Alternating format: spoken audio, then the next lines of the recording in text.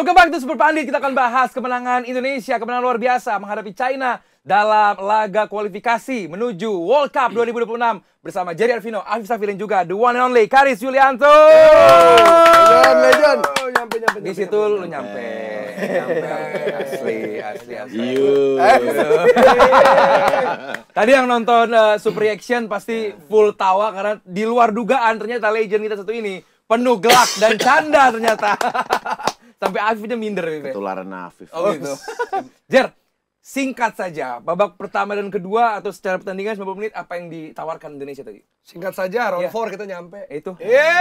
Itu dia. Emang bener soal gimana caranya mainnya yang Betul. penting. Yang ditawarkan adalah ini adalah hal yang baik ya. Karena kita tahu kita nggak main dengan sejumlah pemain yang biasanya reguler. Martin Paes, Ragnar Ortmangun, kemudian Marcelino, Iya. ya Sandy Walsh juga kadang mengisi di kanan gitu ya. Jadi memang ini menunjukkan bahwa Indonesia ini punya kedalaman squad. Yes. Kita lihat Ricky Kambuaya mainnya kayak tadi. Egy juga menawarkan dimensi serangan ya. Yakob Sayuri juga nggak tanpa lelah walaupun ada beberapa yang ya perlu diperbaiki. Tadi kita udah ngomong juga. Tapi bahkan ketika diganti pun yang masuk masih ada Etam. Iya. Pekam Putra tadi memiliki peluang juga. Bagus. Kemudian juga ya ada Lili Pali di sana. Mungkin sudah lama nggak di timnas senior ya. Tapi masih ada peluang ke arah sana untuk bisa semakin nyetel dengan chemistry. Ivar Jenner bisa menutup filter lini tengah ya, sehingga counter-counter dari China itu terhambat tadi. Kiper Emil Audero nampaknya nggak begitu sibuk malam ini, Pepe. Iya, nggak terlalu karena memang tekanan dari Cinanya nggak terlalu banyak ya. Peluang-peluang dari Cina, cuma ada beberapa save krusial tuh yang ditaruh di pojok kiri bawah itu. Itu deg-degan banget tiba-tiba di shoot dari luar kotak penalti malah. Itu bagus lah bisa dapat di save. Jadi gawang Indonesia clean sheet. Mungkin passing-passing kali ya, passing-passing kadang emang distribusi bola deg-degan juga, tapi terlepas dari itu ya udah ini menang kok untuk debut pertama, clean sheet, ada save krusial, keren sih. Penantang serius buat Martin Paes? Penantang serius? Penantang serius Emil Audero ini? Bisa dikatakan kayak gitu. Postur kan juga lebih tinggi si Emil kan. Penantang serius itu buat Martin Paes. Oke, sekarang kita bicara soal taktis dengan yang biasa di atas lapangan.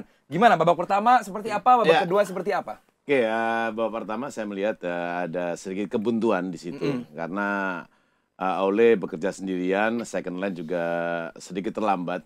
Tapi di babak kedua kami timnas bisa menutupi dengan kami masih berada di situ. Terbiasa. Masih keringetan, baju basah. Biasa kan di interview kan. Iya, kan begini nih kayak Palu Pesi. Makanya. Ada perbedaan yang signifikan.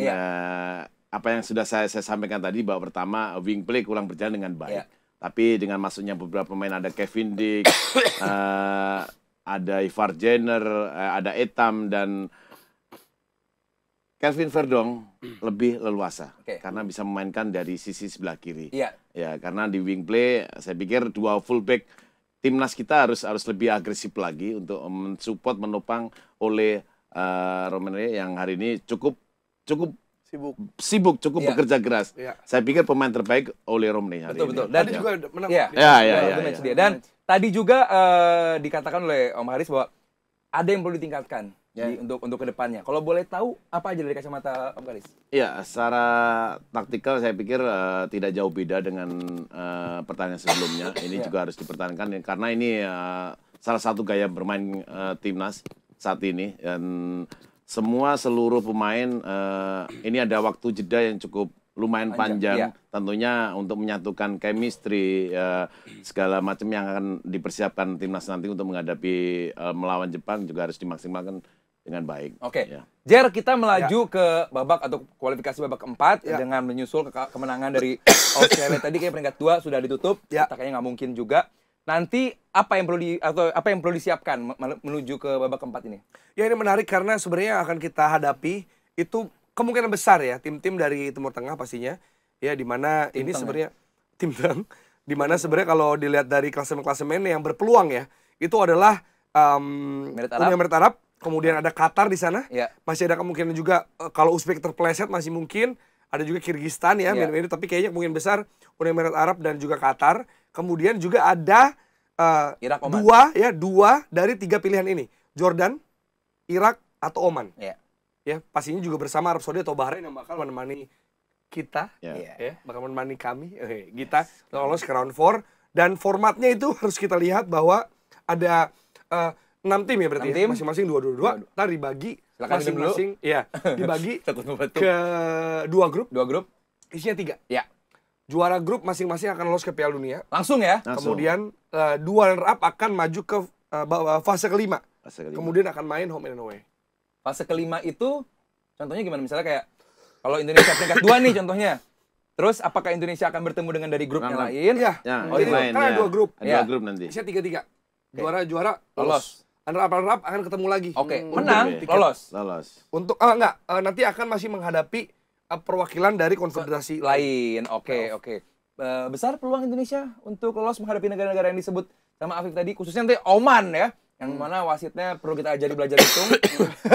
Kalau maju lagi ke round 4 kan berarti kita ketemu tim-tim Timur Tengah yang mungkin kalau kayak ketemu Oman atau Bahrain itu kan udah di dramanya lebih banyak. Tapi mungkin kalau ketemunya Irak, Qatar, di dramanya bisa tapi secara kualitas juga Tuan rumah lagi Qatar. Iya, tuan rumah beberapa level lah di atas kayak Oman dan Bahrain gitu. Jadi emang kita harus bener-bener kayak adaptasi gitu, minimalisir blunder lah. Kayak gitu menurut gua, minimalisir blunder dan emang harus menang-menang terus tiap match. Pengalaman dari Om Karis menghadapi negara-negara yang tadi disebutin sama Jerry, Emirat Arab, Qatar, Irak, Oman, Arab Saudi gitu.